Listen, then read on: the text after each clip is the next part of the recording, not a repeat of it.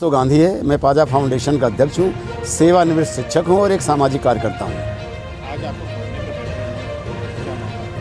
ये मामला बेली संस्कृत पाठशाला की मुक्ति का है। तालाब घाटा संख्या 267, 2.5 बीघे का है। लगभग मिला के 16 बीघे जमीन पर भूमाफिया रमेश बहादुर सिंह का कब्जा है, जिसने 100 साल पुरानी बेली संस्कृत पाठशाला को बंद करा करके उस पर एसजीएस पब्लिक स्कूल चला रहा है, जिसके लिए हमारा आंदोलन वर्ष 1918 से चल रहा है और लगातार चलते हुए इसने जो जालसाजी करके तालाब को प्रति खाते में दर्ज कराया था, तत्कालीन कलेक्टर नेहा शर्मा जी ने उसे प्रति खाते से पुनः तालाब में दर्ज करा दिया गया और 18 महीने पहले 19/8/2023 को इस पर 1 करोड़ के जुर्माने के साथ बेदखली की नोटिस पूर्व जिलाधिकारी के समय में हुई थी और अब तक ध्वस्तीकरण की कोई कार्रवाई नहीं हुई है। जिलाधिकारी महोदय जो हैं ना तो हाईकोर्ट का आदेश मानती हैं और न शासन का आदेश मानती हैं। इस संदर्भ में उत्तर प्रदेश शासन से एक पत्र 16/5/2024 को जिलाधिकारी महोदय को आया हुआ है, उसकी कॉपी हमको दी गई है और जिसमें स्पष्ट लिखा गया, आदेश किया गया है कि आप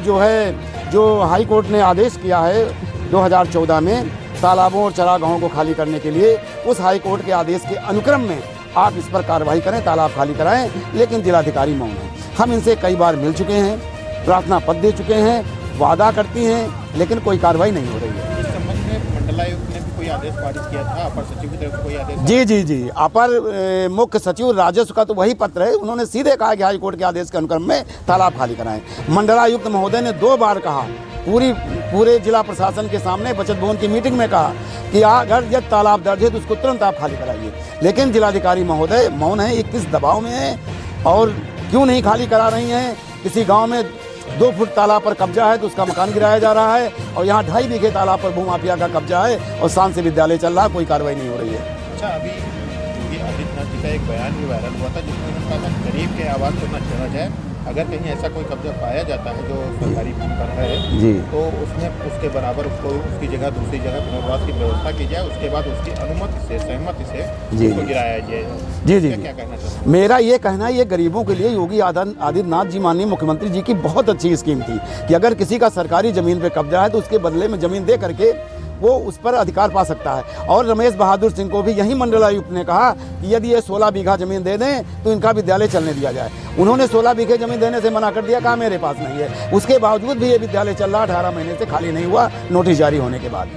लेकिन वास्तव में अभी आदेश जरूर उनका योगी का आया हुआ है, हाँ। लेकिन अभी कुछ दिनों पहले फिरोज क्षेत्र में एक बुलडोजर से घर गिराया गया गरीब का, वो चाहता है। अरे ये मनमानी है प्रशासन की। प्रशासन जो तहसील स्तर का प्रशासन है वो केवल रुपए वसूलने में लगा रहता है। वो देखता है कि कौन आदमी की छोटी सी गलती है, उस गलती को पकड़ करके पैसा वसूलने का काम करता है। वो बेचारा गरीब पैसा न दे पाया होगा तो बुलडोजर चला दिया। यहाँ पता नहीं कितने लोगों के अवैध कब्जे हैं तालाब चरागाहों पर। मैं शहर का बता दूँ तो एक माफिया का और है अरुण शुक्ला, जिसका वो 28 बीघे 34 बीघे जमीन महेरू में कब्जा है, चरागाह पर विद्यालय चल रहा है। ये बड़े बड़े भूमाफियाओं पर कोई सरकार की प्रक्रिया नहीं, केवल अत्याचार अन्याय किस पर हो रहा है? उत्पीड़न हो रहा है, गरीबों का हो रहा है। अच्छा, देखने में आया है प्रशासन द्वारा पत्रकारों पर भी हमले किए जा रहे हैं, उनको दबाने का प्रयास किया जा रहा है। हमारी देश की जो ये चौथा खंबा है वो मीडिया का खंबा है, पत्रकार का खंबा है और इनके कुकृत्यों को उजागर करने का काम राजली का पत्रकार बखूबी कर रहा है। तो जब इनको लगता है तो उसके ऊपर कार्रवाई कर देते हैं, वही कार्रवाई दूसरे के ऊपर नहीं करते हैं। जैसे उदाहरण है अखंड राय सिंह का, पत्रकार हैं, डलमू के हैं ना शायद, पत्रकार हैं, उनके ऊपर तुरंत FIR दर्ज कर दी गई। और वहीं लालगंज में एक पत्रकार के साक्ष्य मिटवाए गए, वीडियो डिलीट कराया गया, बयान डिलीट कराए गए। ये सीधे अपराध है, कानून कहता है, और लेकिन उन कर्मियों के खिलाफ कोई कार्रवाई नहीं हुई। तो ये एक तरीके से पत्रकारों को उत्पीड़न है कि कोई इनके अत्याचार अन्याय के खिलाफ आवाज़ न उठा सके। लोकतंत्र के नाम पर गुंडागर्दी है प्रशासन की।